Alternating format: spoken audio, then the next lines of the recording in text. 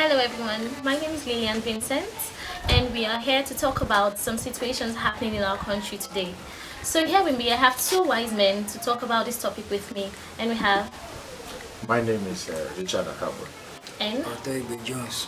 Okay, and to start with, we'll be talking about the cashless policy in the country. So I would like to ask, sir, what do you think about the cashless policy in the country? Cashless policy is one of the greatest things that happened to Nigeria as at this moment. So are you trying to tell us that you are satisfied with the scarcity of cash in our country? I'm very, very, very. Wow. Okay. So what are your reasons? And my reason is that suppose Nigeria is a giant of Africa, they say in quotes. Yes. But looking the doings and don'ts in Nigeria, Okay. we are an analog type. Okay. Sorry to cut you short, sir.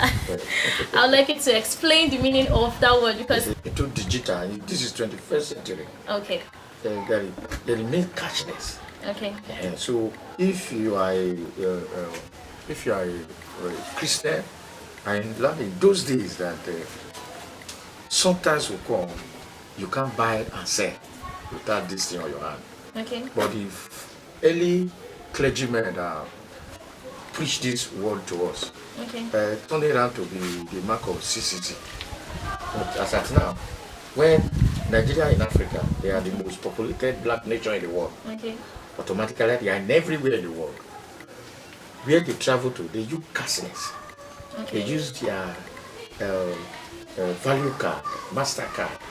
But coming back to Nigeria, you see cash everywhere. So sorry to cut you short. How about people that do not have the MasterCard?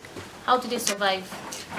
The person in charge of the policy, where the federal government and the CBN, they give the populace Okay. the time and how to go about it. Okay. Because Nigeria, there are people who like late entry.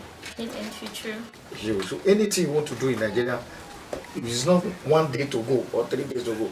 Nobody will be concerned. True. So it's not a. I love it. I love the cashless because if you travel outside this country, you do something very easily with your smart card and all that. So one more question, sir. So are you trying to say that this cashless policy has not affected you since it started? I affected everybody, including me. Okay. Why? Because there are 250 million Nigeria. It's only 50 million I have bank account. Okay. So if 50 million moving inside 150 million, you see there is enough gap. Okay. You understand? That is why when you go to point A, you can't do transfer because you don't have bank account. Okay. If you go to point B, you don't use bank account. So me, I have everything with me, both the smartphone and how to transfer. I need to track or move from point A to point Z before I will see transaction. Okay. That is the problem. But for me, it's okay. Thank you very much, sir, for your take on this cashless policy topic. Yes. All right. So, sir, over to you. What do you think this cashless policy is all about? What is your take? What do you think it's all about? Well, thank you for giving me the opportunity to come up on this program. As regards to this cashless policy, it's a welcome idea.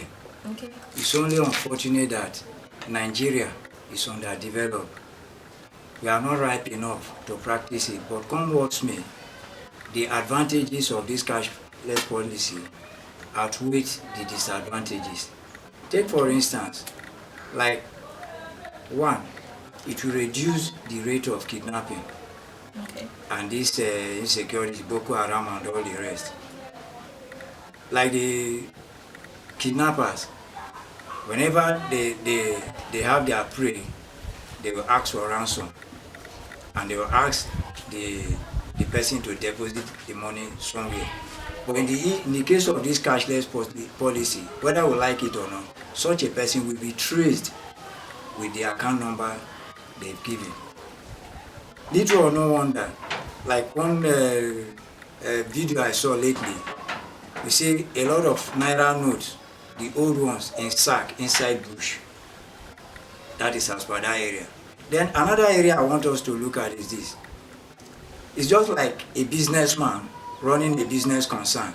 He has 100,000 naira, right, worth of goods. He has sold goods worth 100,000 naira. Out of the 100, only 20,000 naira is what he has, which he can boast of. Because anything outside debt is not your own until when it comes in, whether we like it or not. Now, having 20,000 naira, 80,000 is outside. You cannot quantify or acclaim that that 20,000 is yours. So to this end, what the present government is trying to do is to bring back all the money outside so as to circulate it around. But the only problem I'm having with the government presently today, although they've given us enough time, but we Nigerians, we like last minute rush.